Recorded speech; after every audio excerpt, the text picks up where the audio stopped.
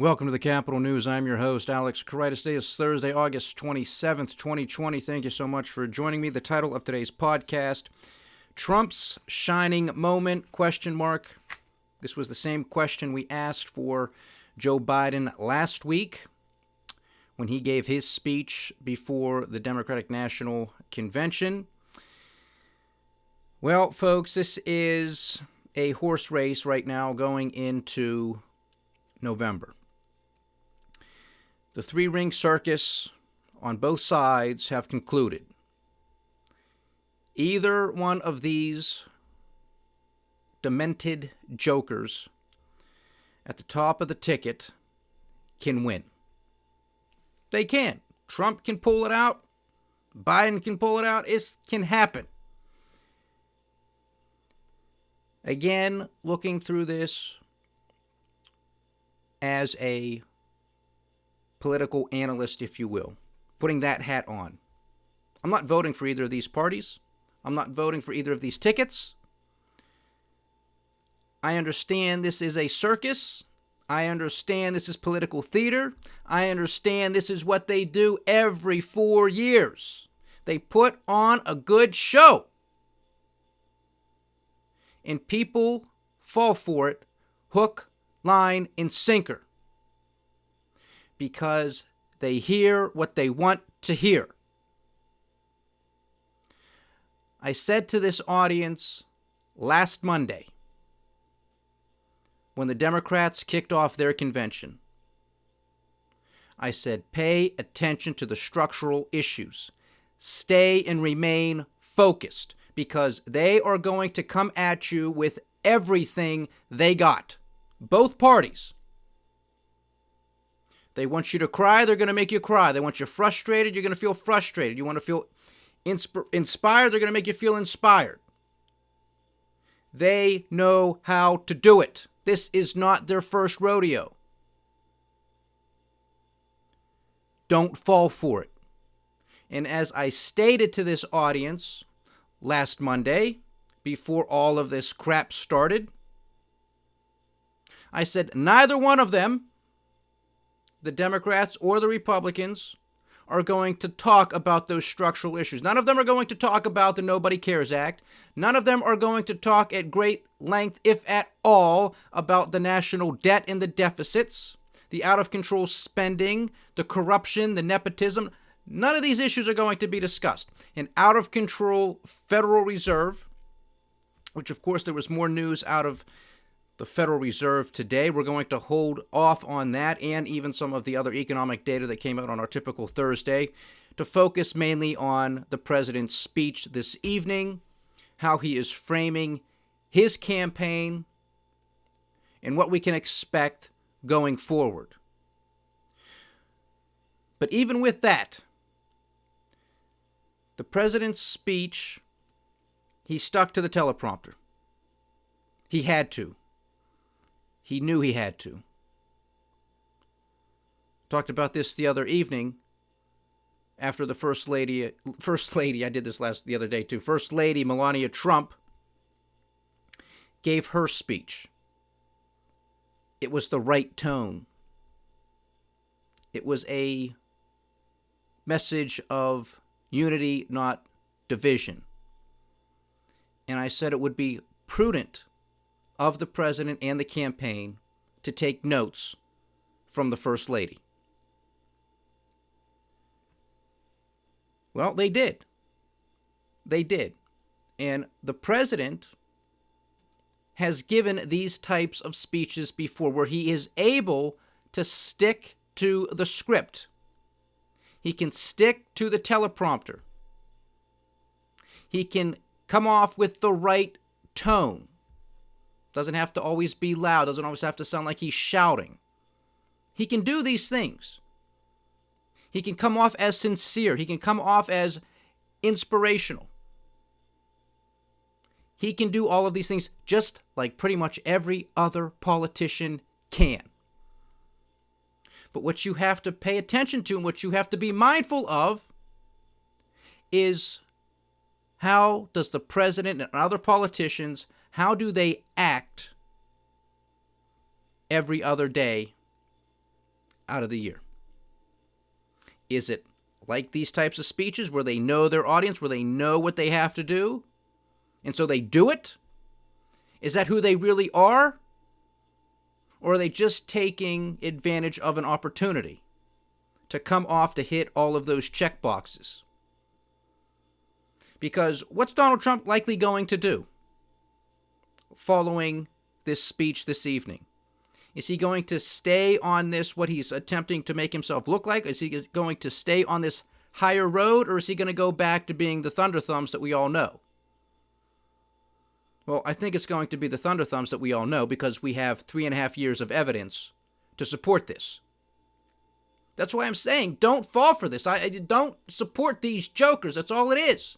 Because the other thing that the president was desperately trying to do during this speech was to frame it in a way that if Joe Biden is elected and if the Democrats come to power, all hell is going to break loose. And he gave a list of that scenario. The problem, of course, is if you're paying attention, most of that bullet point list is already taking place. And Joe Biden is not the president. Yes, the Democrats have control of the House, but they do not have control of the Senate. This is what it's going to be framed as. This is the key message. Biden's America. Biden's America. And if you watch Fox News, that's what they are hammering home as well. And I really hope this audience is listening to all of the major media outlets, not just tuning into CNN or MSNBC or just Fox. I really hope you're flipping through all of the stations, because I got to tell you, in that exercise, flipping through, I was on CNN this evening and happened to catch CNN's fact checker going over the president's remarks. I would highly suggest that this audience takes the time to go find that clip, which I'm sure will end up on YouTube within the next day or two. It's worth the 2 minutes. Almost just entirely decimated the president's speech. Now, to be fair to the president, some of the things stated by the CNN fact checker, they were just exaggerations by the president, not necessarily lies, but that's what the president does. The president took credit for a lot of things that had already taken place during the Obama administration. They were just carryovers, things that got slightly modified, what have you. Of course, talking about 9 million jobs being quote-unquote created over the past couple of months. They weren't created, and of course conveniently leaves out the fact that there were some 20-plus million that lost jobs in the previous months before. And in fact, more than that. And these jobs weren't created.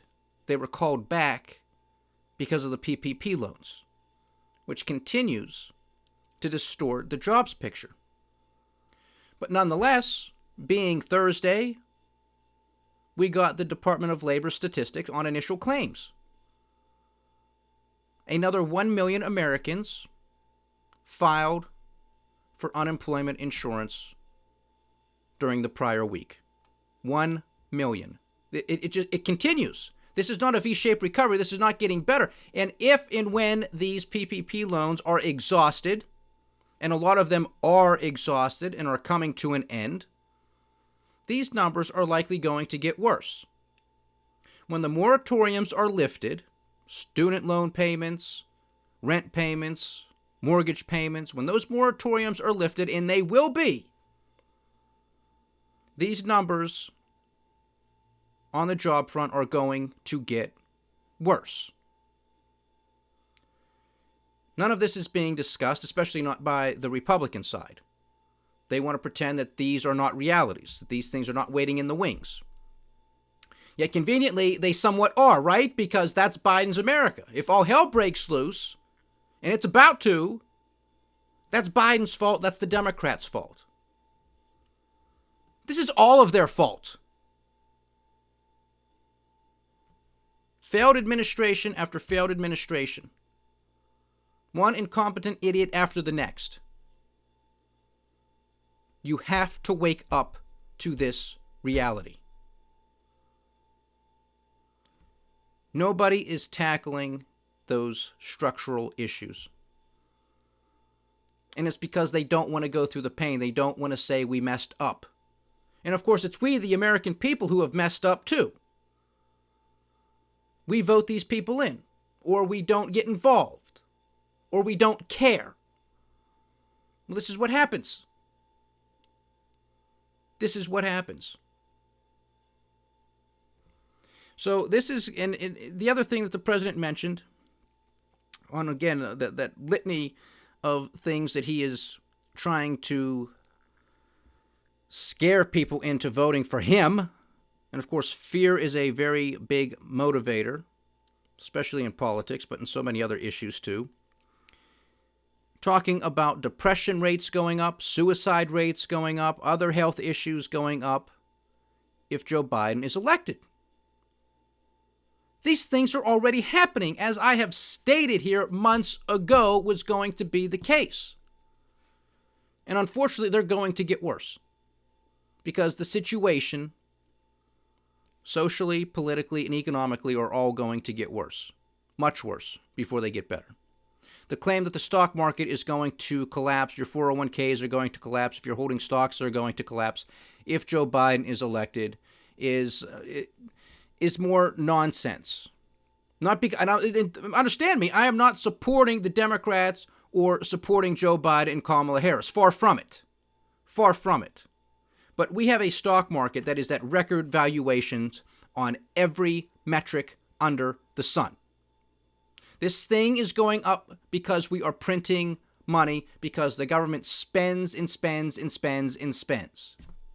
And if that's all it is to drive this market higher, well, hey, if Joe Biden gets in, do you think they're going to spend more money? Well, if that's what's driving the markets, then how's it going to go down? Now, of course, it should, in my opinion, go down. But, hey, I'm a small, tiny fish in a huge ocean. My opinion really doesn't matter at the end of the day. That's why I always say, stay diversified and stay vigilant as my sign-off, because these markets are out of control. This is not based off of growth. This is based off of money printing. This is completely unsustainable. And the president would have you believe that this is the greatest economy ever. It's just that is just simply waiting in the wings, that it was the greatest economy before COVID-19. The Republicans this week have done their best to kind of overlook COVID-19. We've handled it. We got to do what we got to do. Now we got to get back to the greatest economy ever. Of course, it wasn't, but we're just going to get right back to it. Can't blame them. Can't blame them on that strategy, because the truth is not an option with these people. And that's why we have a $27 trillion national debt. We're about to get there. We're going to get there soon enough. A $4 trillion national deficit. Almost 4.2. And of course, that's the actual, that's the real figure, not the official BS that the government feeds us, but $4.2 trillion is the actual budget deficit. These numbers, too, are going to get worse before they get better. But no discussion of them. No discussion of them whatsoever, as we predicted. It's no surprise. I'll give the president credit again for sticking to the script, for doing what he had to do to keep his base in the fence. Don't go over there. The party's just getting started. We got appetizers, the main course, dessert, and then the alcohol is coming. Don't leave. There's a good party coming.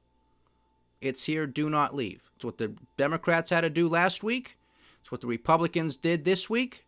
And I think they were both successful in doing so, keeping their base in the fence. Don't leave. The question becomes, and will remain, how effective were these presentations, these performances, in attracting and convincing the independents and those on the fence leaning one way or the other. A lot of this is going to come down to the debates, and a lot of this is going to come down to how things transpire and unfold in the overall economy. And as we know, in the year 2020, 2 months will feel like an eternity. God only knows what's going to happen between now and Election Day. Anything, and I mean anything, could happen. So this is still a race. Either man can win it. But I remain true to my beliefs in what I have been stating here for months, that neither of these guys are the right guy for the job. Not for this hour, not for this moment in history. They're just not. That's my opinion. A lot of you will disagree with that, but hey, I think the evidence is on my side. The Trumps know how to put on a show. They know how to sell the sizzle. They know how to distract. They know how to divert. They know how to repeat until it just gets tattooed into your mind. Democrats, Joe Biden, he's a Trojan horse. That's the other key word that's up there. These are the ones that you're going to pay attention to, and you're probably going to hear a million times between now and Election Day. Joe Biden is a Trojan horse. You heard it from several speakers over the course of this week. Biden's America. We've been hearing that one for weeks already. All of the protests, all of the riots, you name it. It's all Joe Biden's fault. People buy this. People buy into it. Even though this is happening as Donald Trump is the president. This is, to me, it's just crazy notion. It's just a crazy notion. But we're going to find out what the American people at the end of the day think. And I still remain of the mindset that net, this is more of a referendum on Donald Trump than anything else. Do people like Joe Biden? Yeah, I'm sure there are people in this country that like Joe Biden and are enthusiastically supporting him and are going to enthusiastically vote for him. But I don't think that's going to be the majority of voters. This is a referendum on Trump. You either want him back in there for another 4 years or you don't. And you're going to vote accordingly.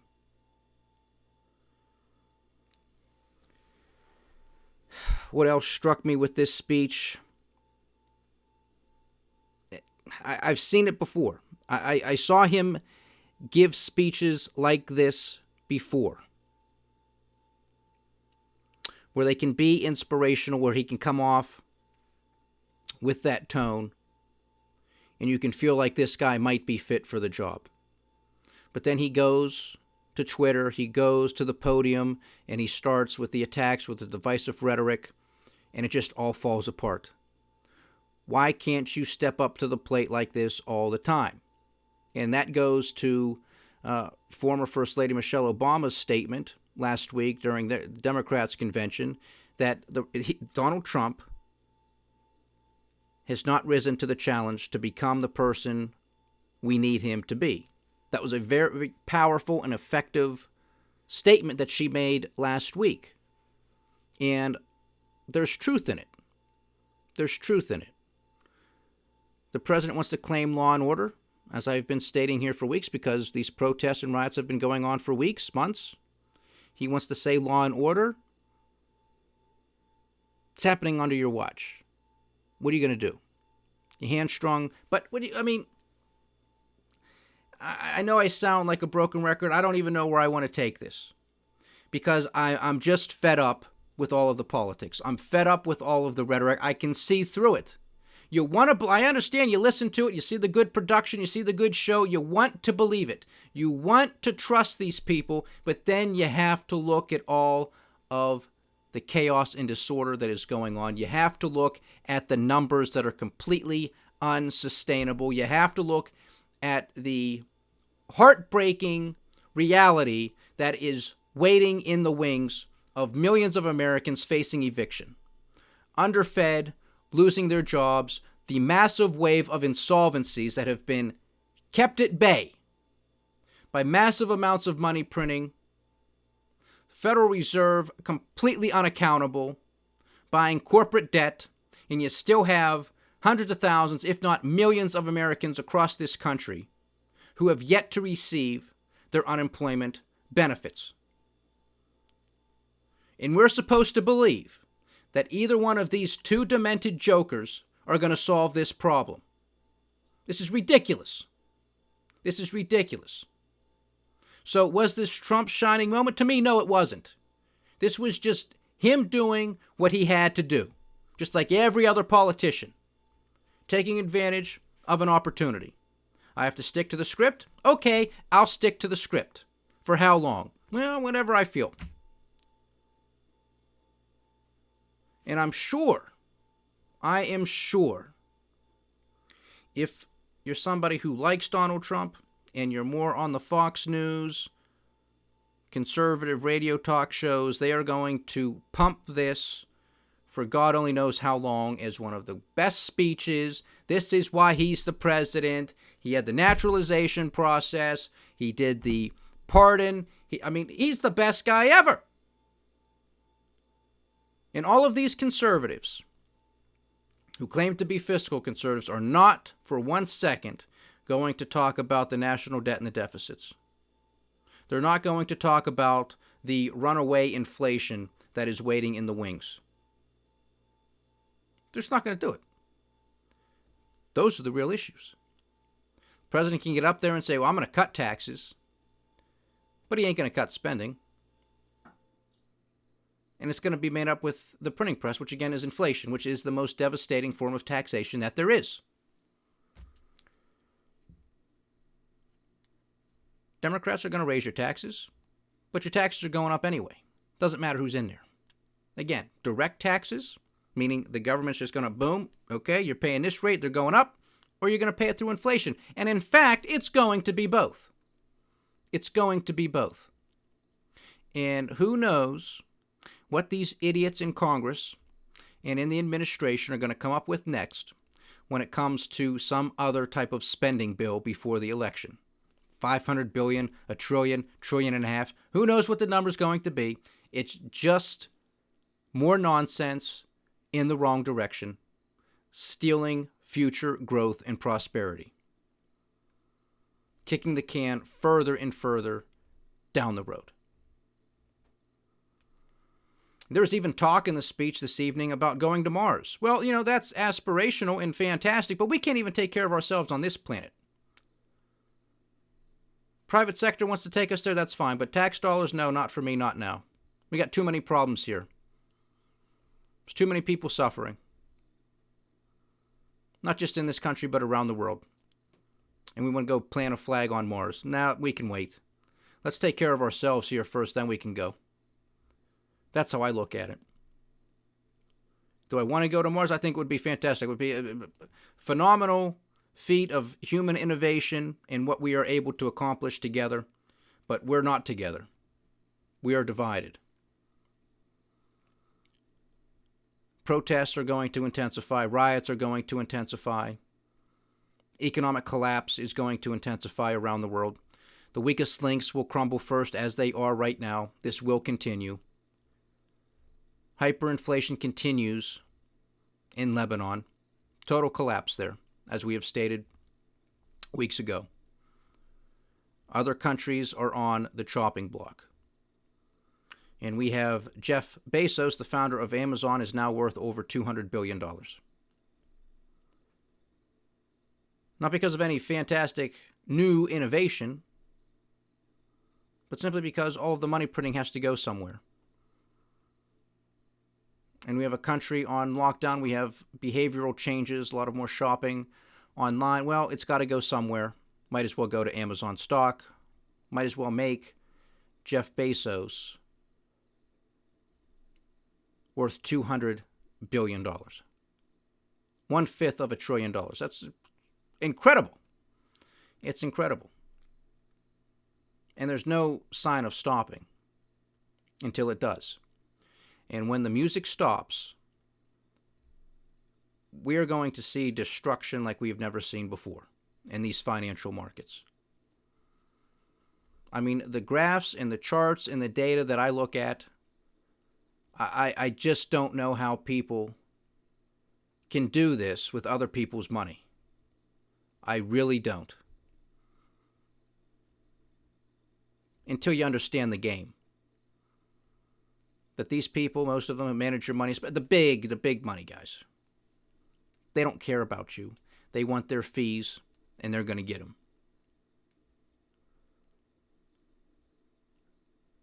I just see it clearly. Maybe I am 100% wrong, but I don't think so. I love this country and what it stands for. And we have gone down the path that is taking us to decay. Not just decline, but to decay. And a speech that sticks to the script is not going to sway me. It's not going to convince me. I need to see the action. Haven't seen enough. Both sides. These problems just did not creep up on us. They have been in the works for years.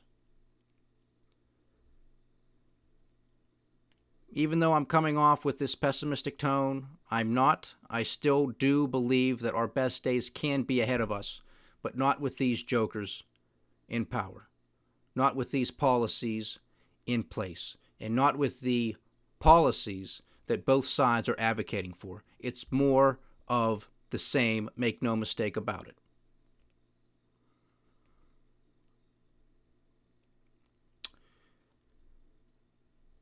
I don't know who's going to win in a couple of months. I don't know what big of a difference it's going to make. Because I can see it either way. Trump becomes president, riots and protests will intensify. Biden becomes president. I still believe that protests and riots can intensify.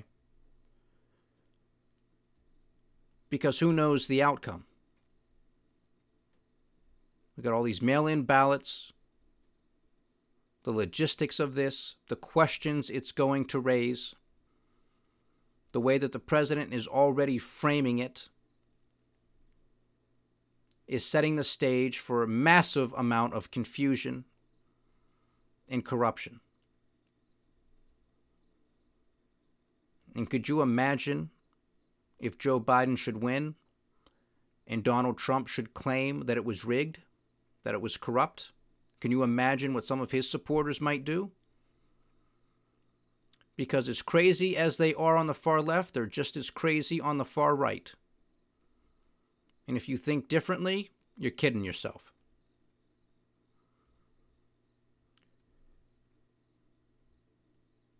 We need leadership. It's not here. It's not to be found anywhere in the world, and that's what the world is crying out for. People are sick and tired of being sick and tired. The protests that we have seen prior to COVID-19, I told you, were not transitory, but they are and will remain history in the making. We see the military coups now in some of these countries. We see the overthrows. We see the pressure that is being placed on governments and parliaments around the world, some of them stepping down. It ain't going away, folks. We see the aggression between the United States and China. We are in a Cold War, make no mistake about it. This will intensify. This will intensify. The posturing, the saber rattling. Everybody wants to be a strong man. It's a recipe for disaster. I'm going to wrap up the podcast again. Trump's shining moment? I don't think so. He did what he had to do for his base. And I'm sure he convinced some people. Because people want to believe that there is a leader that can be aspirational, inspirational, that can carry with him or her a certain tone, that can unite the country. The president checked a lot of those boxes tonight. And I stress the word tonight. Where has he been before this? What's he going to do after this? I'm not falling for it again. last week, Joe Biden gave his speech. Does anybody really remember anything he said? Anything really stick out to you that's going to go down in the history books? No, there wasn't. There wasn't. We have an argument, I guess. One side will say, okay, here we have empathy. We have a lot of economic problems that we are facing now, even more waiting in the wings. And then another party that claims that all of those problems are because of the other party, not in power, not in the White House. But if they're elected, they will get worse.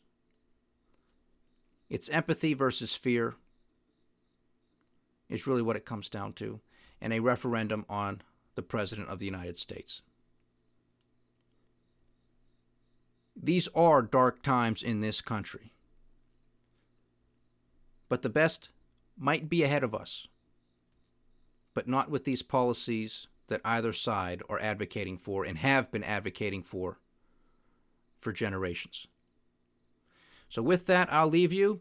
Tomorrow we will focus on some of the economic data that was released today. Initial jobless claims will go into greater detail. Federal Reserve's balance sheet, money supply, and anything else that might have been released.